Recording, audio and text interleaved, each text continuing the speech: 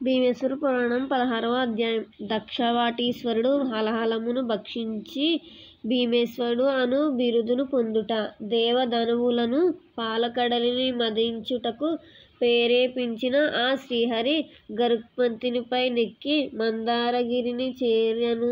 తన రెండు చేతులతోని మందారగిరిని చుట్టి ఏనుగు తొండమును తామరకడను పెళగించినట్లు ఆ పర్వతాన్ని పెళగించి గరుడుని ముపురముపై పెట్టి పాల సముద్రాన్ని తీసుకుని పోయి దానిలో ఉంచెను. అప్పుడు బలి మొదలైన రాక్షసులు, ఇంద్రుడు మొదలైన దేవతలు విష్ణువు యొక్క ప్రేరణలతో కూర్మనాథుని చుట్టూ కుదురుగా మందార పర్వతమును కవ్వముగా వాసుకిని త్రాడుగా చేసి ఆ పాల సముద్రముని మదించసాగారి.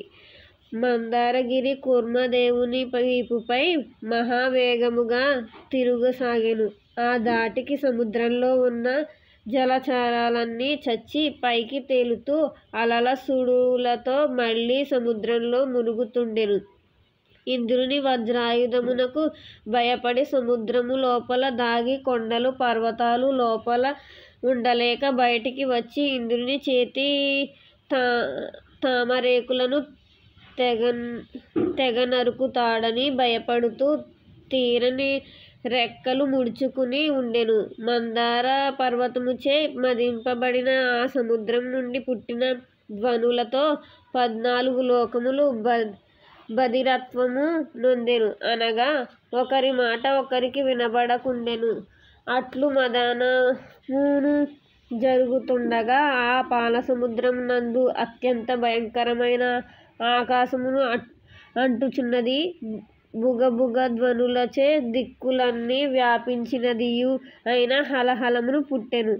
ఎడతెగని పొగలతో కూడి దట్టముగు బయలుదేరిన భయంకరములగు నిప్పు కణములచే దిక్కులను తగులబెట్టుచున్నదియు. అప్పుడే పూచిన గానుగ చెట్టుకు పువ్వుల కాంతివలె నల్లనిదిగా నీల మేఘముతో సమానమైనది, ప్రళయకాలము నందలి అగ్నితో సమానమైనదియు గొప్పదియు అగు హలహలము ఆ పాలకడియందు ఉద్భవించెను.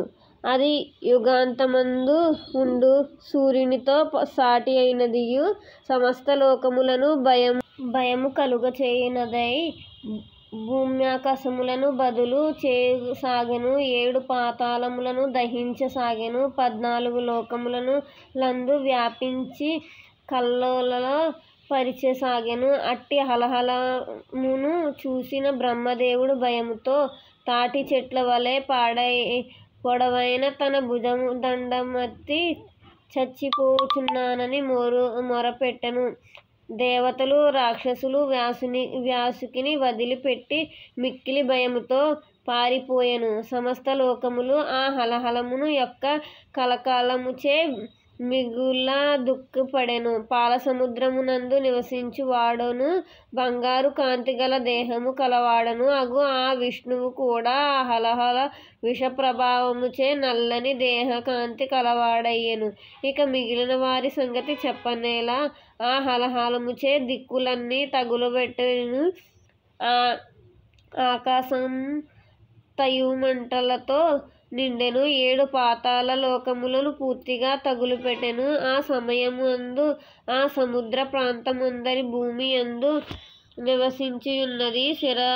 శిరమునందు వాడిన పువ్వు కలవాడు, ఆ ఏ ఉపద్రవములు లేక నివసించువాడు, బంగారు సింహాసనములపై కూర్చున్న వాడు, దక్షవాటికు ఈశ్వరుడు, నుదుటన కన్నులు గలవాడు, శరణ పొందునవారు యందు వాత్సల్యము కలవాడు, సుఖమును కలుగచేయువాడు అయితే భీమనాథుడైన దేవుని విష్ణువు, బ్రహ్మ, ఇంద్రుడు మొదలగు దేవతలందరూ శరణం జోచి గౌరీశ, చంద్రకళాధార, శూలప్రాణి, మృత్యువునకు మృత్యువైన వాడా, పాలలోచన, సర్వేశ్వర, కరుణాసాగర, మహాదేవ, దక్షవాటి పురాధీశ, శంకర, హలహలముచే పీడితులమై వేరు దిక్కులేక మిక్కిలి భయముతో ఉన్నాము, రక్షింపుము రక్షింపుము అని చేతులు జోడించి సాష్టాంగము నమస్కారం చేసిరి.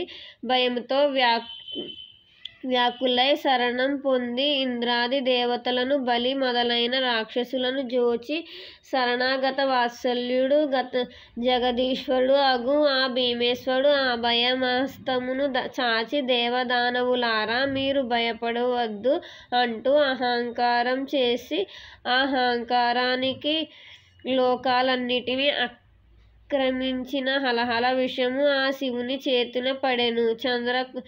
శేఖరుడైన ఆ శంకరుని హస్తముందు పద్మమందు అగ్ని జ్వాలలతో కూడిన ఆ గొప్ప విషము తుమ్మెదవలె ఉండెను. అప్పుడు భక్తవాత్సల్యుడు రససిద్ధుడు రసగీటికుడు రసపు ముద్దను మింగినట్టు ఆ హలహలమును గుడుక్కున మింగెను. అప్పుడు ఆ చంద్రశేఖరుని పక్కనే ఉన్న పార్వతీమాత వెంటనే తన సుకుమారమైన చేతులతో ఆ శంకరుని మెడను గట్టిగా కౌగలించుకొని ఇట్లనెను: ఓ దేవదేవా, నీవు సమస్త లోకములకు రక్షకుడవు.